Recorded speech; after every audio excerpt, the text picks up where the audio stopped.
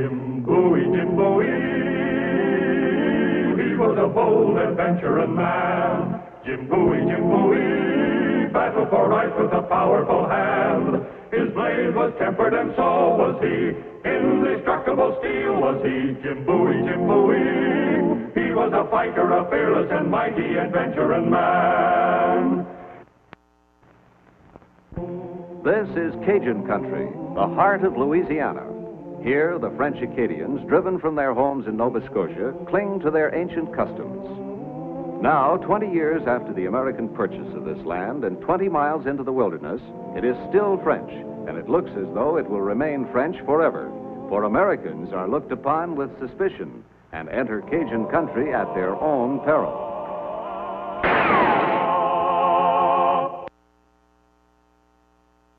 Come out, monsieur.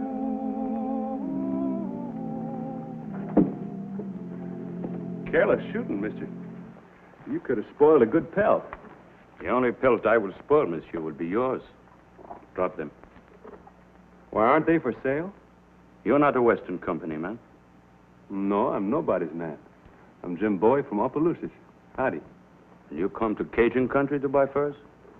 Why not? It's good fur country. I do not sell to outsiders, monsieur. Not even if I pay you top prices? In gold? Save you a little trip. You won't have to go to the rendezvous. I sell only to the Western company, monsieur. You go to rendezvous yourself, perhaps you can buy furs, but not from me. Now drop them.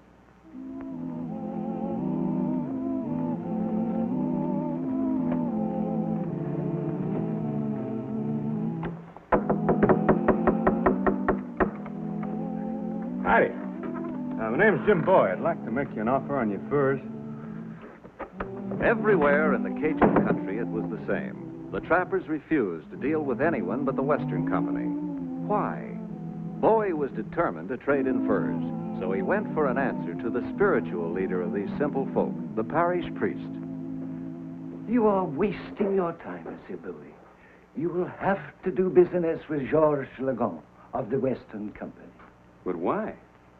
Sit down. They have a charter granted by the King of France 100 years ago. Well, this is 1829. Louisiana isn't under the rule of any French king. It's America. That charter isn't worth the piece of paper it's written on. The Western Company claim exclusive right to all furs taken in this wilderness. Oh, it's wrong, Father. It's wrong. Trappers can sell their furs to whoever they want, whoever gives them the best price. I have told them so. This rendezvous, it's an open market? I mean, the trappers go there to sell their furs to the highest bidder, don't they? Yes. All right. I'll be at the rendezvous myself with a sack full of gold. I do not think that would be wise, monsieur. Wise or unwise, Father? I'm going in the fur business. It's time the Western Company had a little competition. Yes, but... Thank you, Father. Goodbye. Goodbye, my son.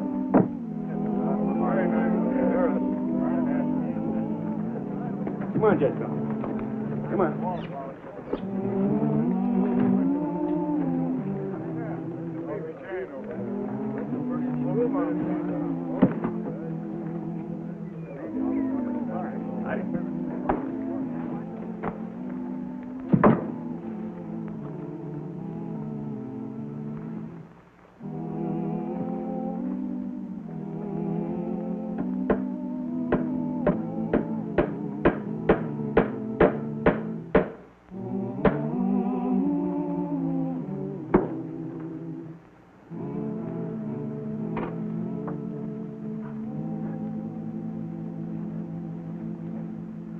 Howdy, folks.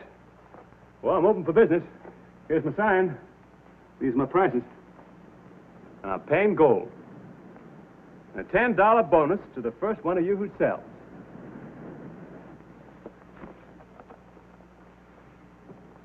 And I'll bet her any offer you can get elsewhere, prime pelts or not.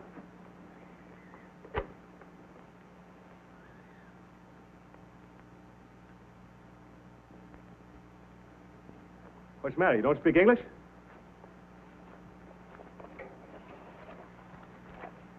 Vous avez des peaux? Moi? J'ai beaucoup d'argent. We speak English, all right.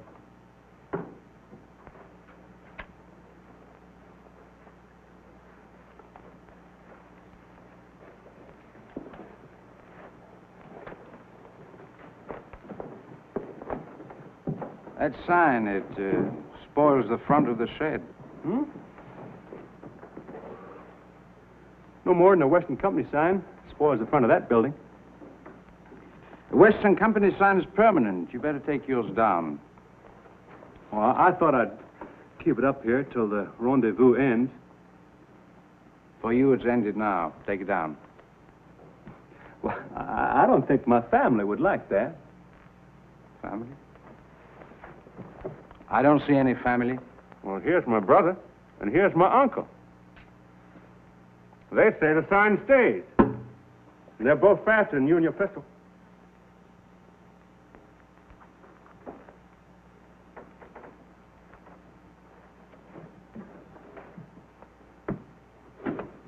No one sells him anything. Huh? No one!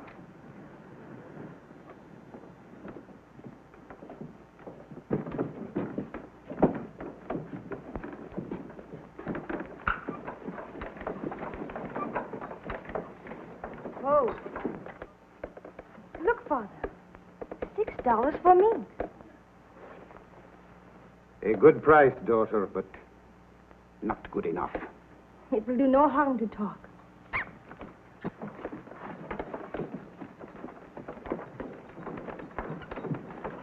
Oh. Monsieur Bowie, Howdy, miss. you have permission from Monsieur Legon to trade here? I don't know, Mr. Legon. You stay here, you will. A good price, I am sorry we cannot sell to you. These are the best bunch of pelts I've seen yet.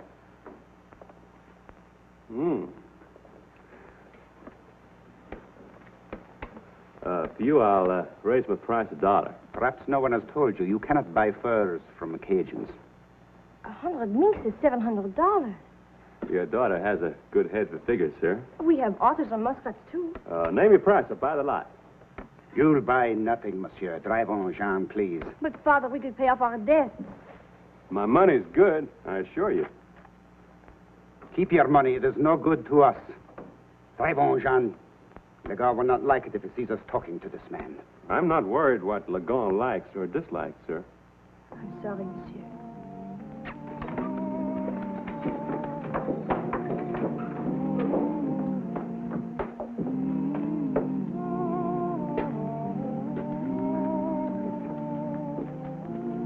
Mug of ale, please.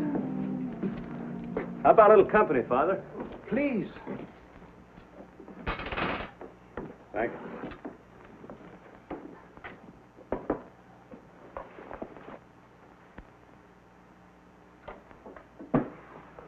Who are they? Paul Brasseur and his daughter Jeanne. She is a better trapper than he is. Come, Jean. We must go to the blacksmith.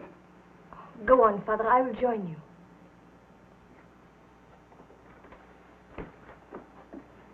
She spoke about a debt to her father.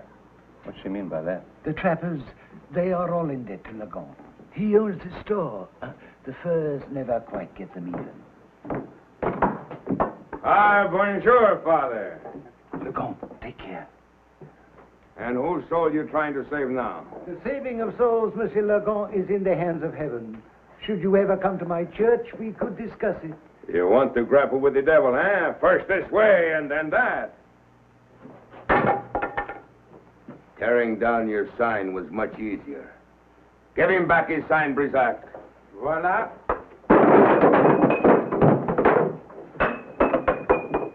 It is only because you're a stranger I excuse your ignorance. Put the sign on your mule and go. Well, Mr. Legon, you tear down signs, you break chairs. What else do you do? Cheat these frightened people? Do not try my patience, monsieur. When will your patience be tried? When my back's turned? Your back is not turned now.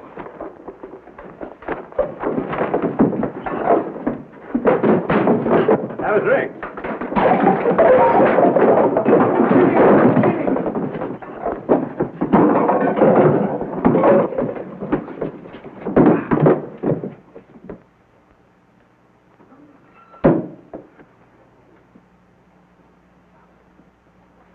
Drop it! Go on. Now, Lagon, you tore down my sign. You're going to put it back again. Go on, pick it up.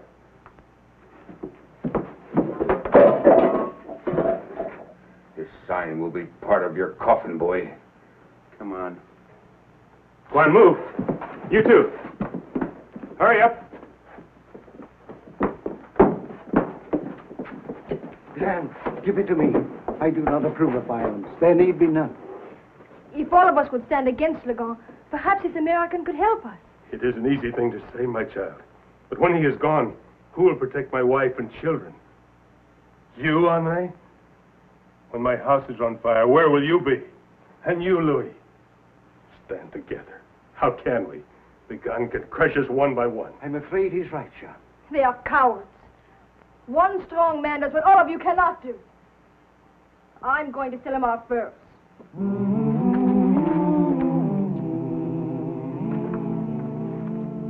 Father Michel tells me that you're a better trapper than your papa. Well, I have a better reason to be. Yeah? I want to live in New Orleans. Do you think I like these clothes? I want silk and lace. I want to wear furs, not trap them. You want to trap a husband, huh? Yes. An American husband? Why not?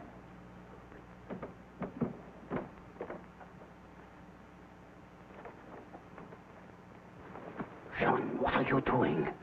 I have sold to Monsieur Bowie. But you cannot put those pelts back in the wagon. If your daughter says so. Jean, tell him you have made a mistake. You do not wish to sell. I do want to sell. I have sold. $50 Spanish gold slugs. 30 of them. Oh, look, Father. We pay Legon what we owe, and we have enough till next rendezvous. No more debts. We're free. No more debt.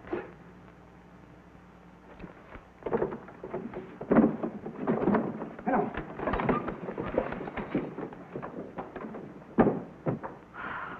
One more season like this.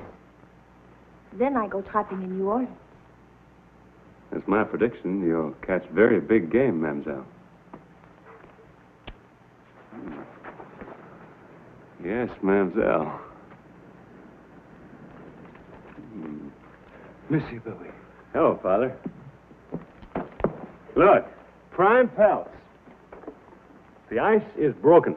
Don't do this. Sell them back, I beg of you. Sell them back. I'm going to buy some more. Monsieur, you are an outsider here. The Cajuns know only this land. Trapping furs is their living. Please do not bring harm to these simple people. I'm not bringing harm to them. I'm giving them a good price. And I'm not an outsider, Father. I'm an American. So are you Cajuns. You know that. Why haven't you told them? I have told them. I have reasoned with Legon. From them, silence. From him, laughter. But now it is more serious. But she came to me. She wanted to sell the furs. Sell them back. Let me bring Brazil here with his money. Well,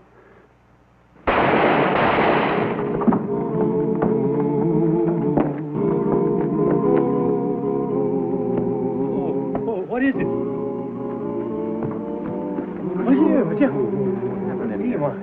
What is it? who did it? You did it, American.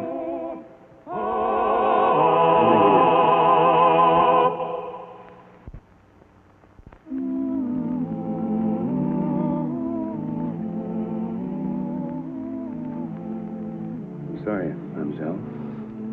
Very, very sorry. It is not your fault, monsieur. It is mine. Take her to my home, Annie.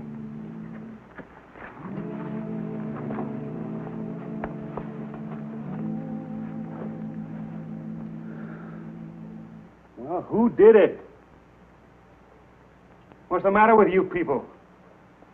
Don't you realize you're free men in a free country? What are you so scared of? You know the man who did this. Name him. Father, you tell him. They all know it was Legon or one of his men. Yet their tongues are tied.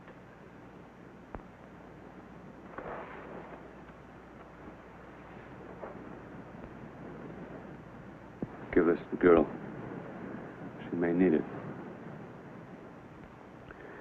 Well, I'm in and out of the fur business fast. Wasn't my fault. You heard what the girl said. What do you want me to do, Father? What did you want to do, my son? Go home to Opelousas. And that's just what I'm going to do.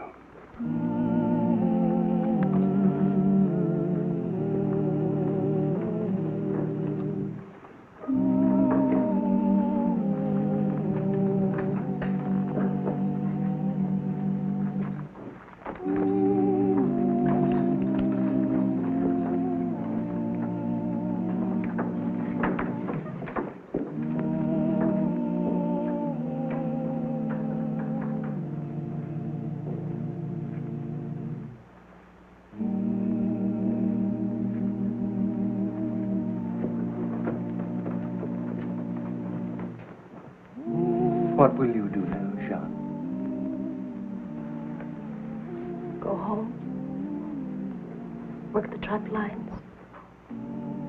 And will you not pray for your father's soul? Yes, Father. I will pray for his soul. And for mine.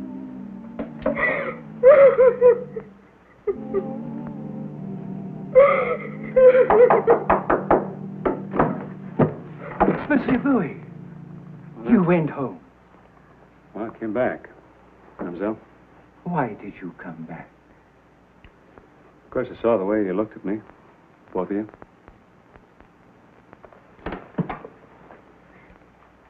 You think it was my fault, don't you? I didn't say that, monsieur. I said it was my fault. Oh, no, it's not your fault. I came down here, didn't I? I stirred things up, didn't I, just to make a few dollars? All right, then, I got to take the... I've got to assume the... The moral responsibility, monsieur. That's it. All right, I take it. I assume it. I don't like to feel like this, but I do, and I want to do something about it. Well, it's nothing to laugh at. Where's that $50 gold slug? The gold slug? The one I picked up in the street. Oh, I did not give it to her yet. Oh. Here it is. A $50 gold piece. There are probably no others like it in the whole of Louisiana. Oh, yes, there are. There are 29 others. Were they found in your father's pocket? No, they were stolen. So if Lagon has them, he'll find it mighty hard to explain how he got them, won't he? What difference will it make? No one will dare accuse him. I'll accuse him. To accuse him is one thing, to convict him another. Mademoiselle, would you be willing to swear that your father had 30 of these? Of course he had them. But would you swear it in court? Yes. You ride a fast horse? I can. My horse is back at the church. I want you to take this letter to Captain Marsh in Natchitoches. Yes. You'll know what to do. Your other knife, monsieur, it is underneath those papers. Oh, thank you. One more thing, my son. Yeah? I was not laughing at you. It always makes me happy to see a man get on the side of the angel.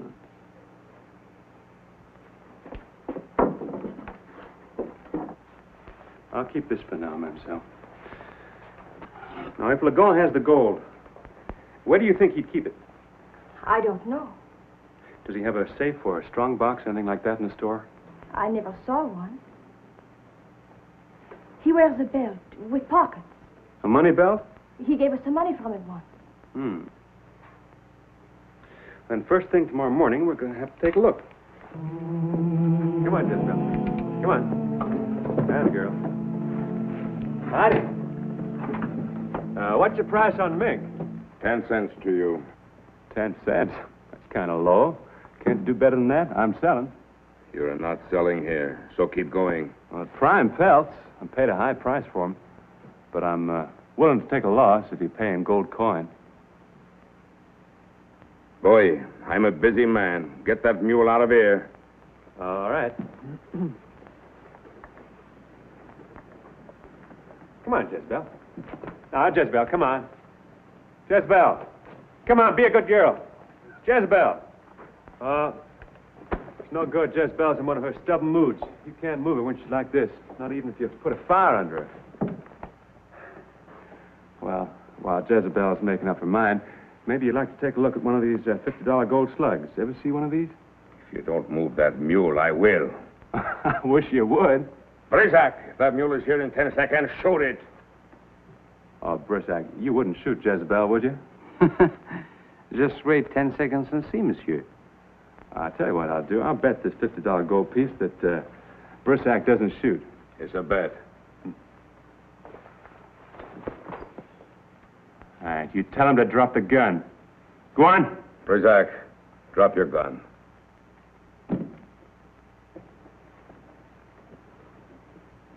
Take off your shirt, Lagon. You take it off.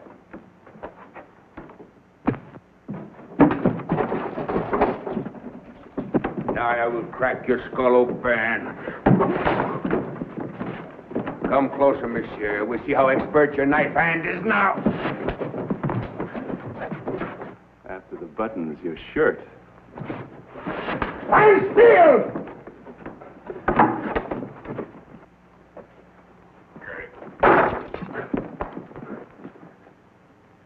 The shirt, and then the money belt, and the gold you took from a dead man's body. You will never get it from me, boy. Never.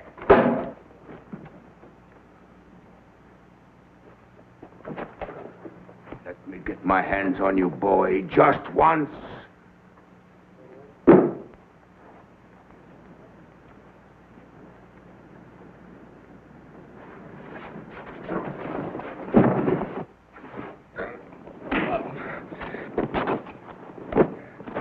Now the money belt.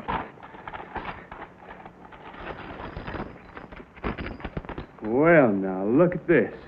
It's the gold I gave Brasseur. Only the murderer could have this. Stop him! Get a rope! Let's hang him! Now, wait a minute. There's going to be no lynch rule here. Come on. On your feet.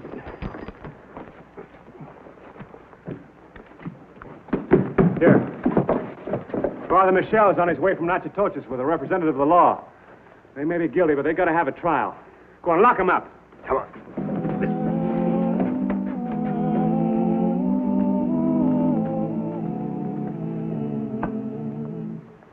Ah, Jezebel, you beauty.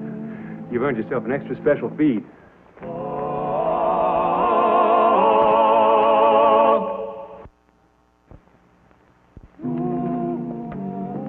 I have asked you to assemble here today to meet Captain Marsh. He has something to tell you. The Western Company has been operating in violation of the law. Its claim to an exclusive right to your furs under a French charter are false. You have the right as American citizens to sell your furs anywhere you please, to anyone you please. Hey. You don't have to forget your French heritage. It's a great one. Liberty, equality, fraternity. Just another way of saying you're American. Thank you, Captain. I'll be here at your next rendezvous. But if anyone outbids me, you sell to him. We do that. Oh, I was almost forgetting. 30 of them. $1,500. That ought to take you to New Orleans. Thank you, monsieur. I'll be going there soon. Good trapping.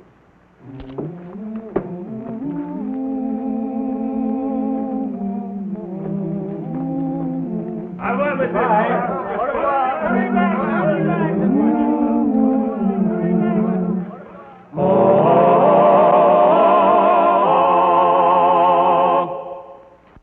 And here's the star of our show, Scott Forbes. Hello, everyone. Hope you enjoyed tonight's show. And we'll be with us again next week for another exciting adventure in the life of Jim Bowie. Jim Bowie, he was a bold adventuring man. Jim Bowie, battled for right with a powerful hand. His blade was tempered and so was he. Indestructible steel was he. Jim Bowie, he was a fighter, a fearless and mighty adventuring man. He roamed the wilderness unafraid, from Natchez to Rio Grande, with all the might of his gleaming types of man. Jim Bowie, Jim Bowie, he was a fighter, a fearless and mighty adventuring man.